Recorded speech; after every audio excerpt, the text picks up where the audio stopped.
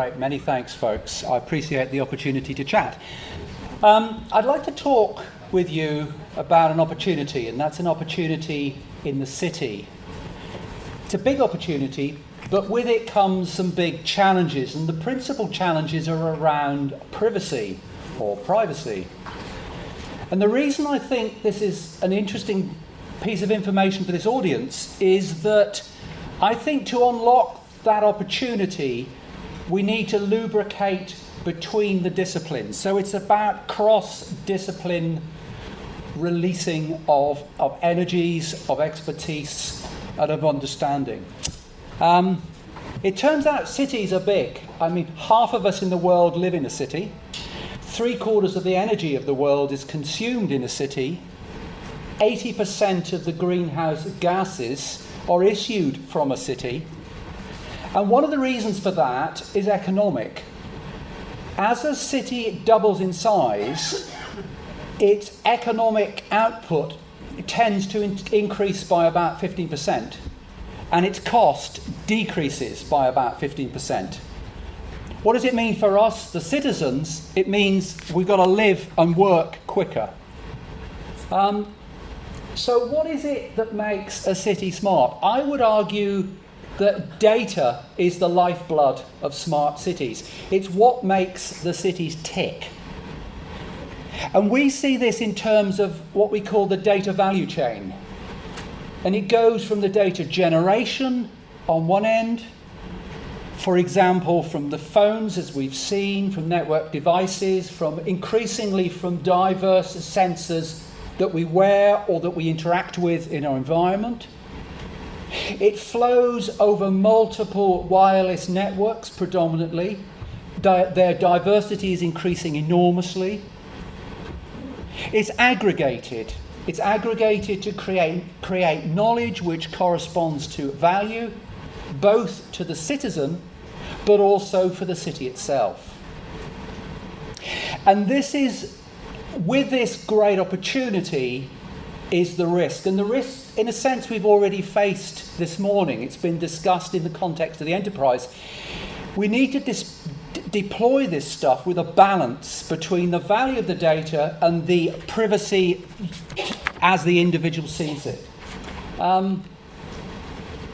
Now, why is this a big opportunity? There are some really big numbers being bandied around by respected analysts like McKinsey. These numbers are from a recent McKinsey report about how IoT is going to economically impact the city. These numbers represent estimated revenues in the years 2025.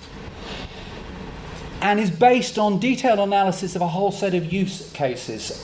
Much of this value directly involves people. Without the people engaging, the value wouldn't be recognized. Because it turns out, as we've heard, we're keenly interested in our mobility around the city, our friends' mobility around the city. And this reflects, I guess, in three main areas. One of them is around transportation and health and related living issues in the context of the city. Retail automation is growing to be a very significant aspect, and of course we as individuals by definition interact with retail. And we're seeing a degree of automation around vehicles and transportation. A key observation is that about 50% of this economic value will be enabled by interoperability of data, by spreading knowledge more widely. And that means that the value is intrinsically coupled with the aggregation of that data. So questions of personal data and trust are critical. And in the context of the city, it turns out location is a really important attribute. It's location that makes the city, I would argue, smart for me. If there's no link with space or motion, then it's just another internet app. It's just like a Facebook or a Twitter, or perhaps even an Uber. Those of you who are aware of Uber, Uber is a next generation of way of running a taxi business. And it's enormously grown in recent years, and is displacing increasingly the black cab industries that we see in many cities. That is completely independent of the city. It's an internet phenomenon. So I think the smart city has to be very careful to recognise what is intrinsically linked with the city as a city and what is just an internet application. And location, for me, location and motion are the parameters which are relevant. It's all about where I am, where my friends are, and where the services I need, use, and want to optimize are, roads, trains, etc. And here is where privacy is an interesting challenge, because it turns out location brings with it a whole bunch of amusing and opportunities, shall we call them. The prize is big. There are various estimates that in the UK alone, if we could unlock personal data, we would see a rise in the GDP of the UK of 2.5%. So there are exciting opportunities, and that comes with the challenges. What I'm seeing, therefore, is an opportunity for new services in the city that differentiates themselves from the internet in general and is based on location. The important thing for the uptake of these services is trust. If the citizen doesn't trust them, they won't get used, they won't generate money, and they won't optimize our living experience. And this is the first place, I think, at which the interaction between the disciplines is important. We've already seen that exemplified in earlier talks. For me, there's a human element. There's a hearts and mind element. It's about awareness and transparency. It's about people being comfortable with the transaction, if you will, their data in return for valuable information. But it's also about technology. It's necessary, I believe, to access what I've called privacy-preserving locational technology, and in the data aggregation and business and service element of the system. Doing one alone will not unlock the opportunity. Doing both will require close interaction between the disciplines.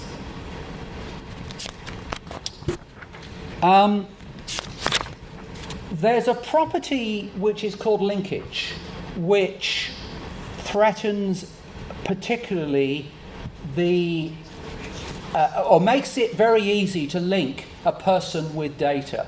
And linkage is particularly strong when we're dealing with space and time and motion. This is an image from an amusing little what was it? I suppose set of cartoons called Where's Wally? It was, I think, something which my kids particularly resonated with. Very, very involved pictures, and the issue is to find Wally. Did anyone see Wally? Maybe you saw Wally now. It's very easy to find Wally if you can track their motion.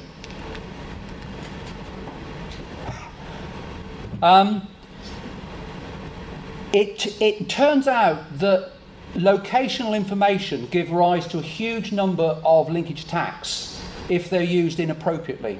So there is an important need to balance the techniques to protect the individual whilst preserving the value. And what I'm going to do in the next few minutes is raise, I hope, some awareness about the nature of this issue. It's quite well understood in the research literature, but what I'm not seeing yet is application of it to real-world business. So these approaches are really based on the general observation that people are very predictable, it turns out. And in particular, they're predictable about where they move and where they are. And this makes linkage attacks particularly easy if you're on the nasty side, on the attacker side. It makes the information particularly valuable if you're offering a service, and that's where the balance needs to apply. Here is some information which I downloaded off my phone. In iPhone, there's a nice little app that sits in the background. I can't remember whether it's on by default or off, but nevertheless, it tracks where I am. And if I look, I can see a map of where I've been. And in the on the right-hand side is my work and my home, and on the left-hand side is a wider view over the country over the last month or so. It turns out we make long journeys infrequently. We interact and we live in close communities, and the distributions are near universal. There's a property in this which is almost fractal, which means that wherever we look at the clusters, they're intrinsically, the information is intrinsically clustered, and the relationships within the clusters and between them doesn't change significantly with scale. We move predictably. This shows a number of outputs from the research literature about various aspects of movement, and they all will follow a law, which is our law, exponential decay. They all match a range of decay between about 1.6 and just under 1.8. For example, the left-hand lines represent the distance travelled by a banknote. The middle lines are based on movement of individuals, based on location information off their phones. And it led to an interesting observation that 93% average predictability in users' mobility. What that means is if I know where you are, I could probably predict where you're going to go. There's another interesting property of the distribution laws. The decay number is less than 2. And this means that there is no well-defined mean and there's no well-defined deviation. So that means that data aggregation has to be treated with particular care, because if I do it naively, I'm likely to get garbage. I need to put in a little bit of extra thought in there to make it effective. And frequently, that thought requires a balance between specific information about individuals and the aggregated values that I'm seeking to get. It turns out that particular data is even more predictable. This line in orange is some results about movement between making a phone call based on 100,000 calls over 6 months. And this distribution is even more extreme than an ordinary exponential decay. And it is characteristics of an environment where things are highly clustered. And because they're clustered, prediction gets easier. Let's look at it from another perspective. We've looked at motion. Let's look at how we interact as people. It turns out we socialize near home predominantly, and this is true both of our face-to-face interactions, but interestingly enough, it's also substantively true for our media interactions over the networks and our comms. There's an old finding of work done by Dunbar and friends about how many people we can keep a relationship with, and it turns out that there's a number between 100 and maybe 300 of relationships that we can maintain. Recent results have shown that this is true in the digital world as well. One of the things Dunbar worked on was the observation in ancient man that groupings of people actually were in 3 layers. There was the immediate network, slightly larger network, maybe at the village level, and the much larger one. And I think we're seeing that relationship in the data of a digital aspect as well. The volume of our communications decays inversely with distance. So we really do speak to each other, even with digital media, relatively close.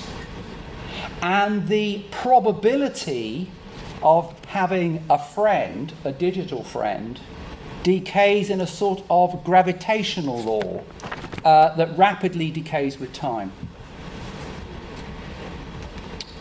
So, what I've given is some indications of the space of location and how it relates to individuals, where they move, and how they interact in the digital world.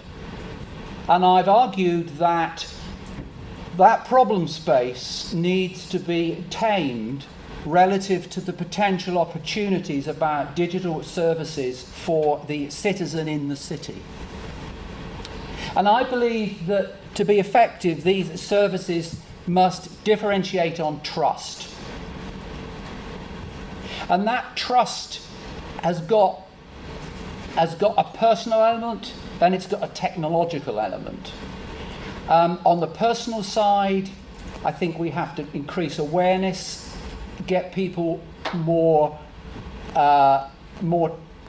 but be more open about what the service is doing, what it's not doing, because that unlocks the door to it being used more pervasively. In order to do that, we have to integrate the technologies which seek to tame the challenge around appropriate use of individuals' locational data. And in particular, that challenge has to be addressed relative to aggregation of that data.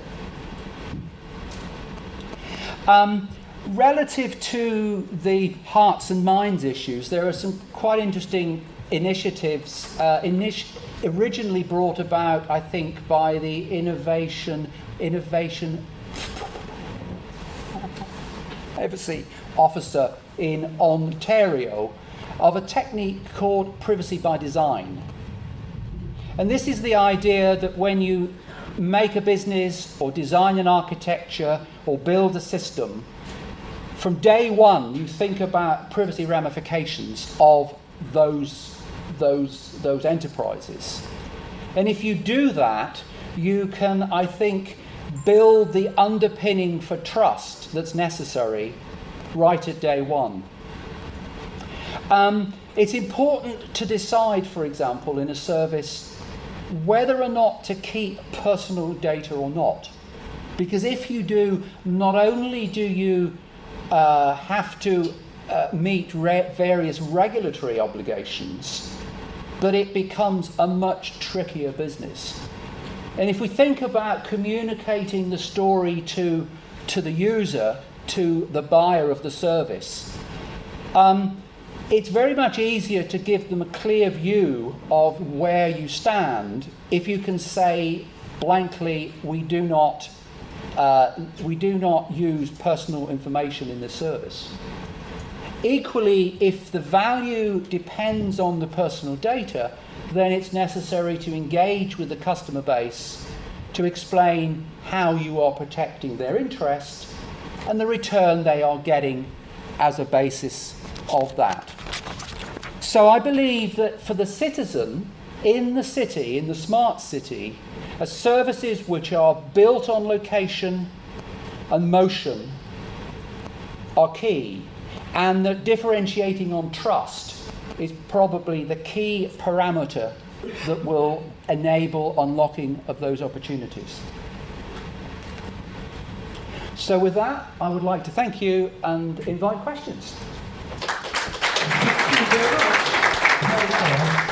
And there is room for some questions, and to save time, we'll spare you the brief minutes of reflection. I would just like to invite you, if you have a question on this topic, please raise your hand. It also gives me the opportunity for maybe some people who already have questions and we didn't have a chance to address earlier. Please stand up, share your name with us and your question.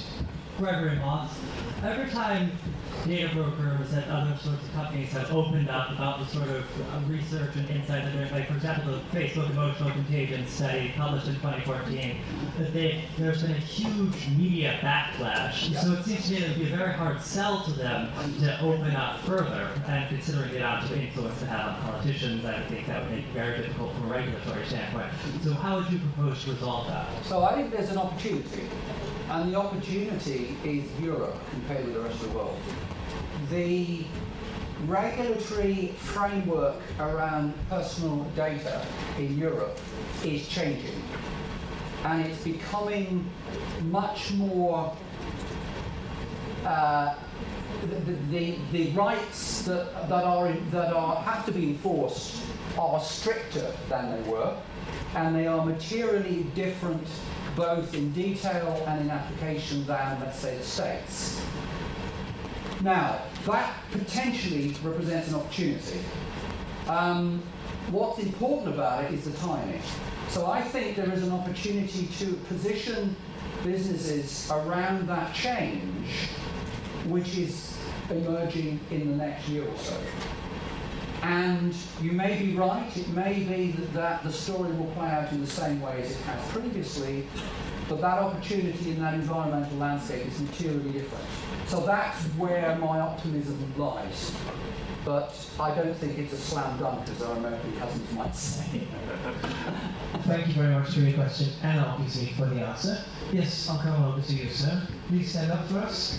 Share with us your name and your question. I'll hold the microphone. Christian Bernard, Lindsay Hammer. Follow-up question to this one. You might be aware of these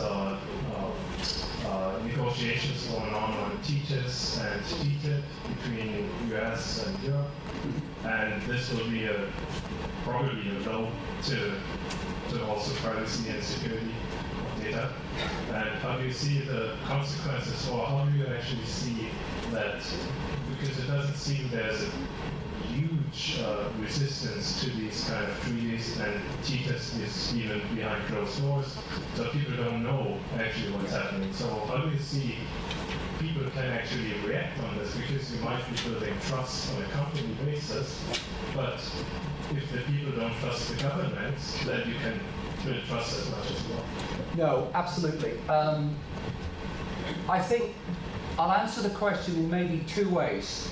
One way is a global landscape type answer, and the other is more at a business level, which is more specific. It's undoubtedly true, I think, that in the recent years, the awareness of the use of and the amount of data on individuals that is collected has been raised in the public eye. Unquestionable. Unquestionably, people have more awareness now than they would have done 3 years ago, for example, about what things are happening. That's a constant emotion. That's not going to change, and the genie's not going to go back in the box. I think, however, that the awareness of the individual, most individuals, of how to deal with that reality is relatively immature. And a part of the story of Hearts and Minds is about giving the language, the mechanism to have a better debate and interaction.